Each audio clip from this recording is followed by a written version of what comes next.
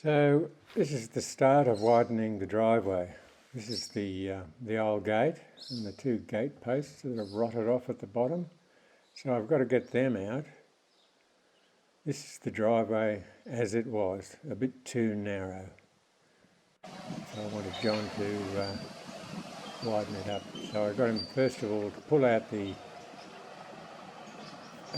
gate posts, there they are on the ground, and then start to bring down gravel from the gravel pit to widen the driveway. So here we go, bringing it down, bucket at a time, and this is the advantage of a Drott. You can bring material quite a way away and dump it. As long as it's not too far, it's certainly a lot cheaper than bringing in truckloads. So all up, I needed 20 bucket loads of this fill. You can see it's got quite a lot of stones in it. You need stones in good fill. Stones or rock, whatever you want to call it. This is actually broken rock. To build up your drive. It's no good putting on something like black soil. That would be disastrous. You've got to have rocks and gravel in it. So this is pretty good material. So that's a flooded gum on the left, slash pines, and there's a big Norfolk pine in there. So there's the Norfolk pine there, which I planted. All these trees are only 50 years old at the most.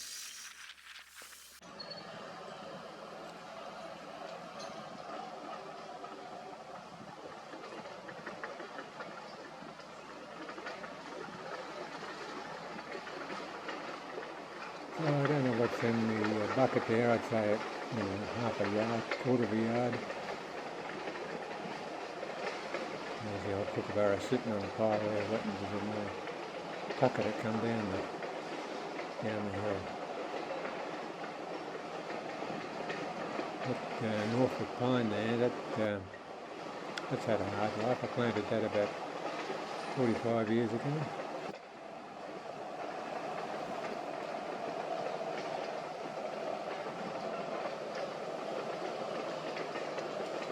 Kookaburra.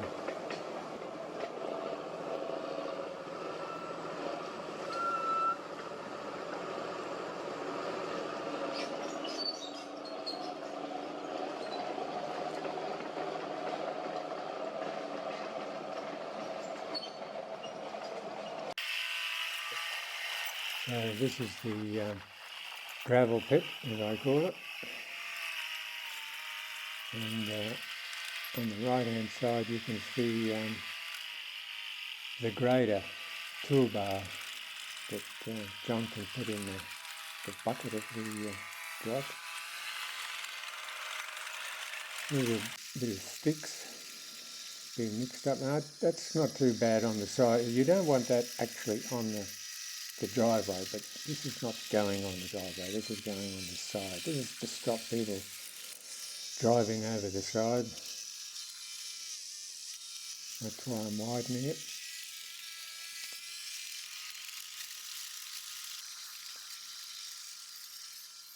It'd be great if the Drott actually ran at this speed.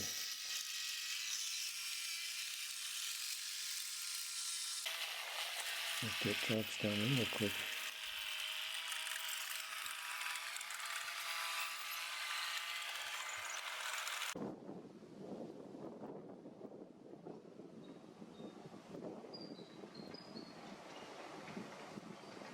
It's looking up towards the house, the top of the hill.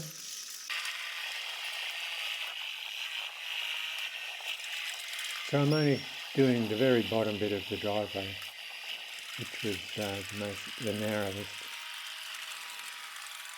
So this is the third time John's been back since the big floods, probably 15, 16 months ago. So this is the third time. He's been back. The last time he was here, we pulled the rippers off the back of his machine, so he had to take it away, and we never saw him for another 3 months. So here he is back again.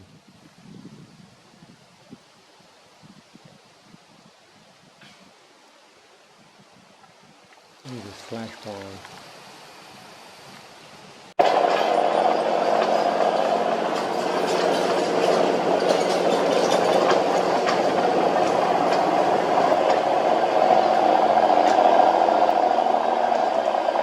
This material's not too bad. It packs down really solid, and that's what you want. It's very important when you're building roads and driveways to get the right material. It's no good putting in topsoil or sand. Just wasting your time.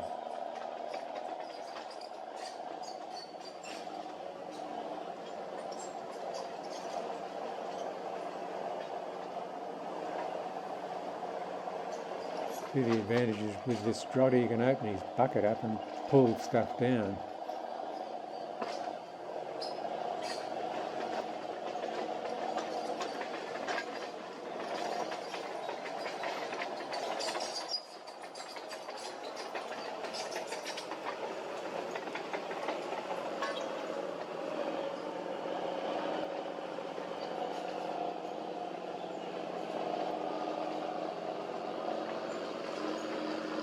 So this Drott is about $170 to $180 per hour. That's the machine and the operator. John owns this machine, and he's got his own truck that he can cut it around. He's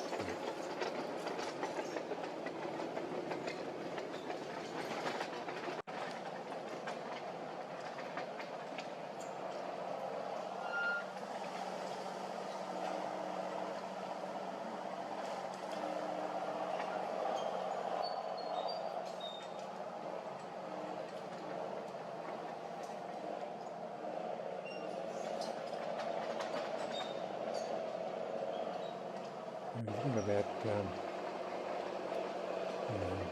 nearly half it done. So here he is. He's going to start pushing it over the side. Now you'll note he hasn't got the bucket fully down, so because we want to put a camber in the road so that the road slopes towards the drain on the left. Do that is to just knock off the top of these piles, not at the bottom. So that's what he's doing. One thing about John, he knows what he's doing, so it's great. I can just tell him what I want, and he does it.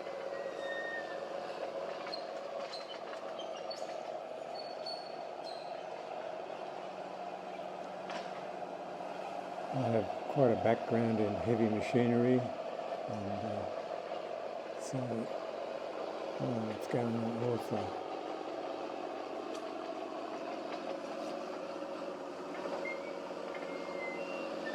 So we're only building up one side of the road, on this steep side. Sooner or later somebody was bound to go over the way it was. So, it's going to cost another $1,000.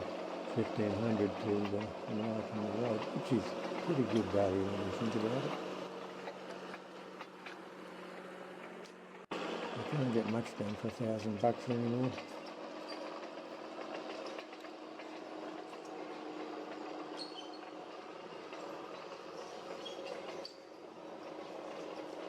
So we've got it nicely built up on the right hand side.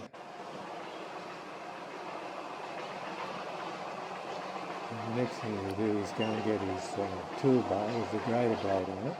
And you see how he puts that on the bucket. It's pretty simple. And grade it out. And then what I need to do is to roll it with rubber tyres, which is not new. And I'll also get the ride-on mower because I can't quite get the middle of it with the ute. So it's important to, after he's done this, it's important to roll it all down and seal it and that's what it's called. You're not really, you're not rolling it down with a heavy weight. What you're doing is actually sealing it so that water can't get in. So if it rains, the water will run off it and not into it. If you leave it like this, if it rains, the water will just soak into it like a sponge, and it'll just be a quagmire, a real mud bath. So you don't want that. So the next thing I have to do is to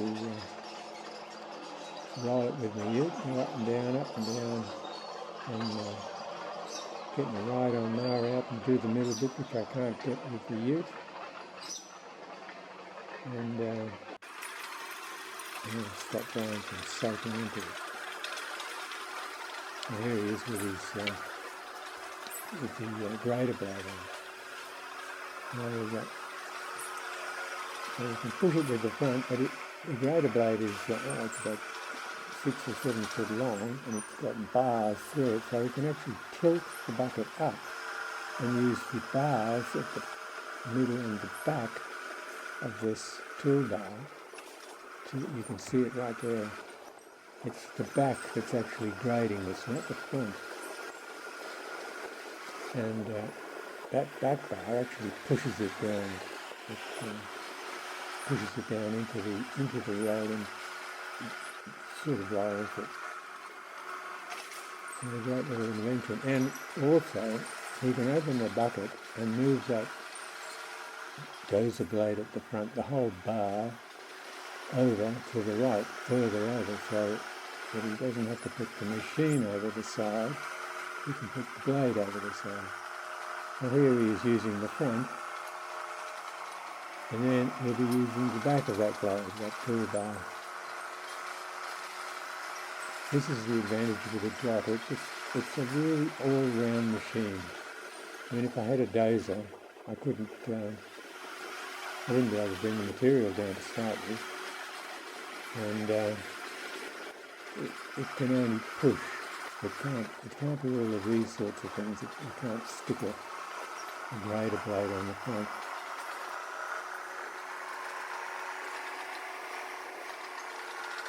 And not only that, but the trucks are rolling this down too, so that's another good thing that's happening. So we're getting graded and rolled down all at the same time.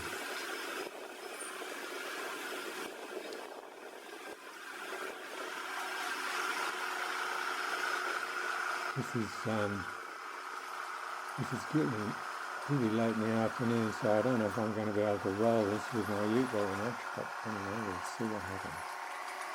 Doesn't look like rain, so looks like we're in clear.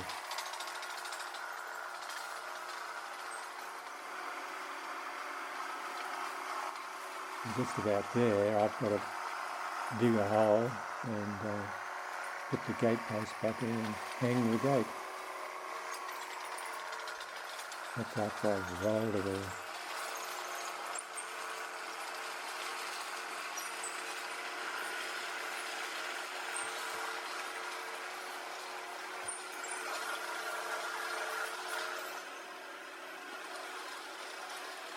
So you can see there it's getting quite a camber on it, so the road is actually sloping to the left-hand side.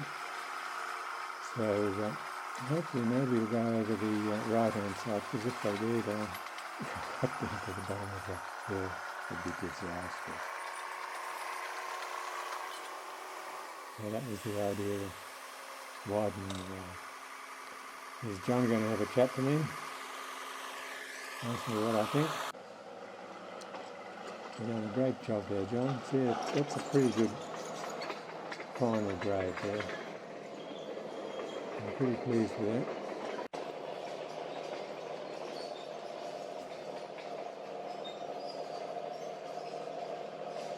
This is Sunday afternoon. At 4 o'clock, this is autumn, late autumn, so it's dark by about 5 o'clock. It's getting pretty dark. So this is looking pretty good. John's getting ready to knock off. He has to put his bucket up high because he's got a leak in one of his rams.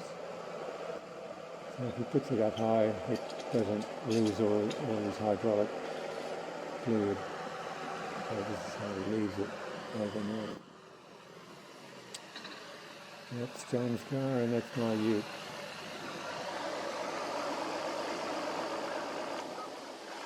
So as soon as he's gone home, I'll do a bit of rolling.